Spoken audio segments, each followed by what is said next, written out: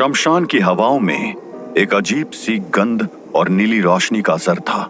कुंड से उठी वो नीली रोशनी अब धीरे धीरे मंद पड़ रही थी, मगर उसका असर अब भी महसूस हो रहा था। शमशान के पास के पेड़ झुक गए थे, जैसे किसी अनदेखी शक्ति के आगे सर झुका रहे हों। तुम ऐसी क्यों बन गई?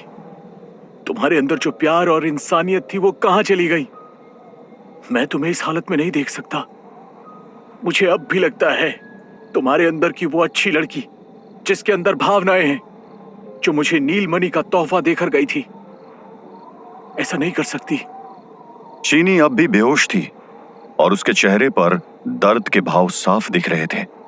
साहिला जमीन पर गिरकर अपने हाथों से खुद की तरफ बढ़ने की कोशिश कर रही थी, मगर लगता था कि उसका शरीर अब उसका साथ नहीं दे रहा। शोभित, तुम्हें लगता है कि तुम इस साधना को रोककर कुछ जीत गए हो? कर्ण पिशाचिनी की शक्तियां हमेशा लौट कर आती हैं। आज नहीं तो कल चीनी के अंदर की कर्ण पिशाचिनी जागेगी। तुमने बस उसे कुछ समय के लिए टाल दिया है, खत्म नहीं किया है।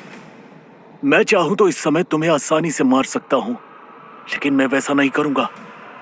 ये उल्टे सीधे काम बंद करके नॉर्मल लोगों की तरह क्यों नहीं जीती? तभी शमशान के पास झुके हुए पेड़ों में जैसे खलबली मच गई।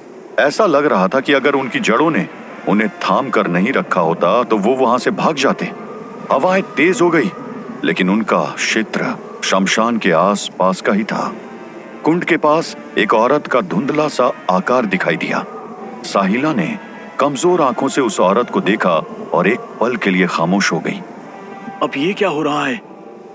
ये औरत कौन है? और ये रोशनी इतनी अजीब क्यों लग रही है? उस औरत के रूप में एक अलग ही शक्ति थी। उसने अपने हाथ उठाए और कुंड के पास घूमती रोशनी को अपने अंदर समेटना शुरू कर दिया। धीरे धीरे उसका रूप और साफ होने लगा। क्या कह रहे थे तुम इस अघोरन से? ये नॉर्मल क्यों नहीं बन जाती? दरअसल नॉर्मल होना बहुत बोरिंग और हिपोक्रेट है। हमारा समाज नॉर्मल है, लेकिन इसकी हर एक परत के नीचे हत्या, रेप, टॉर्चर जैसे क्राइम छुपे हैं। तो तुम जिस समाज का हिस्सा हो वो भी नॉर्मल कहाँ है? कौन हो तुम? मैं हूँ मंथरा, यहाँ की कर्ण पिशाचिनी। ये नीलमणि तुम्हें कहाँ से मिली? ये मुझे चीनी ने दी। ओह, तो इसका नाम शीनी है। तुम्हें पता है इस तरह की मणियां किसके पास होती है? नहीं। कर्ण पिशाचिनी के पास। अब सवाल ये है कि इसने इतनी खास चीज तुम्हें क्यों दी? इससे ही पूछती हूँ। शोभित ने उस औरत की तरफ देखा जो अब चीनी और साहिला के पास जा रही थी। उसने चीनी के सर पर अपना हाथ रखा और चीनी की सांस धीरे धीरे ठीक होने लगी, लेकिन साहिला को उसने बस एक नजर देखा। तू साहिला, तू थोड़ा और तड़प। ये दर्द अभी कुछ घंटे रहेगा। मैं चाहती हूँ तू इसका एक एक पल महसूस करे। ये सब तेरी वजह से हुआ है। साहिला का शरीर एक पल के लिए कांप गया। उसने अपने हाथ से कुंड के पास पड़ी लाल कटोरी उठाने की कोशिश की, मगर जैसे ही उसने उसे हाथ लगाया, कटोरी से एक तेज आग की लपट निकलकर उसके हाथ को जला गई। साहिला जोर से चीखने लगी और जमीन पर गिर गई।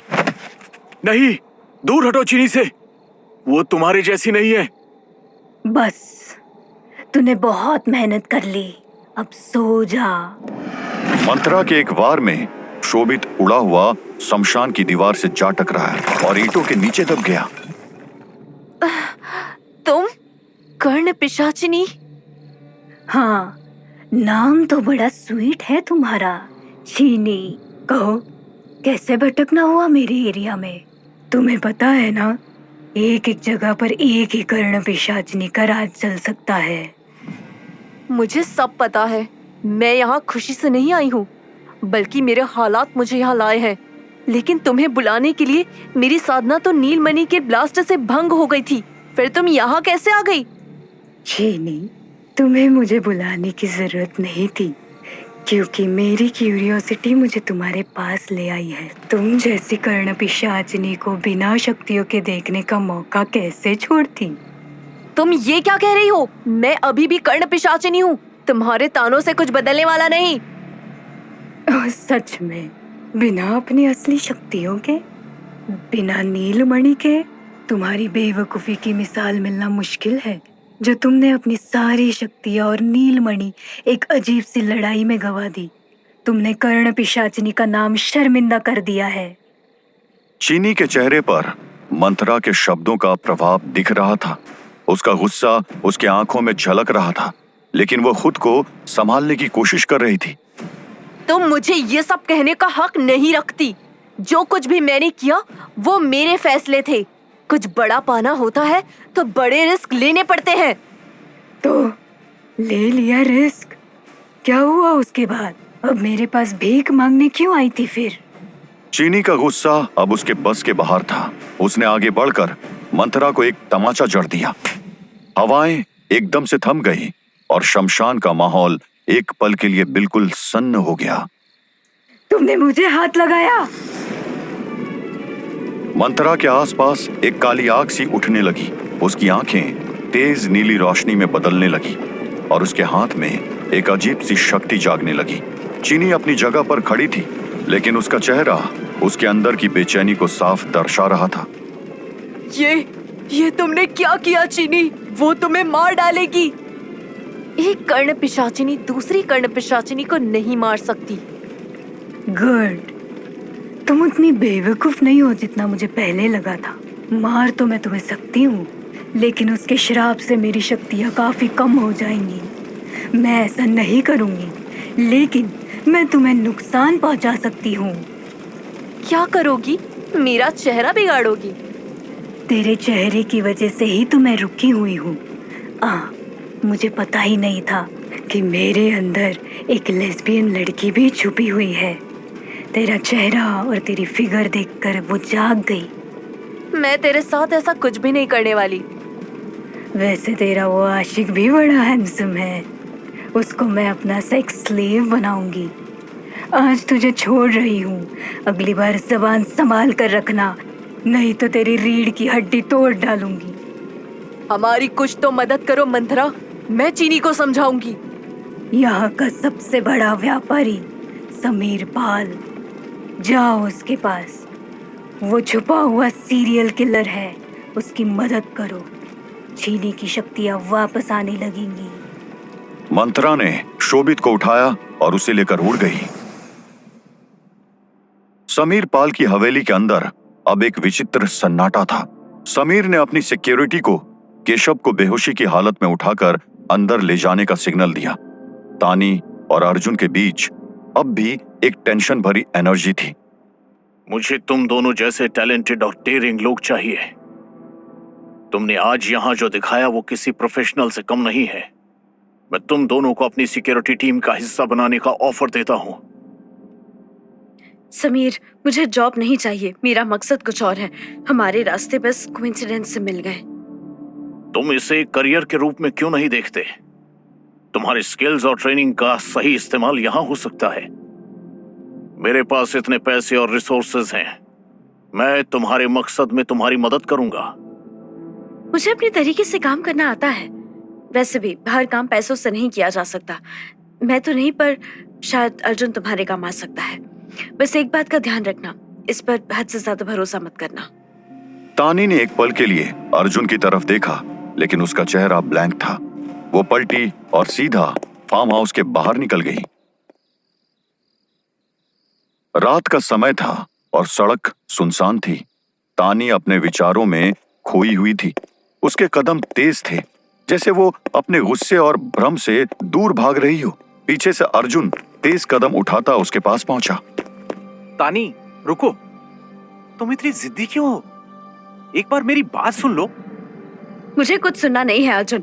ये सब बातें और तुम्हें मैं बहुत पहले भूल चुकी हूँ। आज मैंने तुम्हारी जान बचाई और उसका ये सिला दे रही हो? मैं तुम्हारा हर रूप देख चुकी हूँ। अब चाहे कुछ भी हो जाए, तुम्हारे लिए मेरी फीलिंग्स वैसी ही रहेंगी।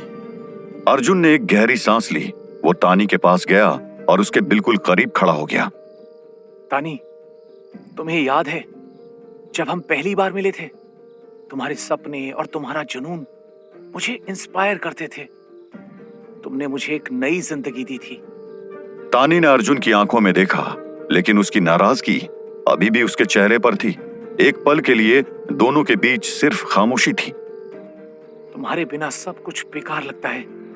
अर्जुन ने धीरे से तानी का हाथ पकड़ा और उसके करीब आया। उसने एक पल के लिए तानी की नाराजगी को इग्नोर करते हुए उसका चेहरा अपने हाथों में लेकर उसे किस कर लिया। तानी ने तुरंत अपना हाथ उठाकर अर्जुन के चेस्ट पर जोर से धक्का दिया। उस वार में जैसे उसने अपनी पूरी शक्ति झोंक दी थी। अर्जुन हवा में पीछे की तरफ उछल गया और दीवार से टकराकर गिर गया। उसका चेहरा दर्द से भरा था और वो अधमरा लग रहा था। आइंदा मुझे कभी टच मत करना अर्जुन। फार्म हाउस के अंदर समीर और उसके कमांडोज ने एक जोर का धमाका सुना। वो तुरंत बाहर की तरफ दौड़े। ये आवाज कहां से आई? चेक करो।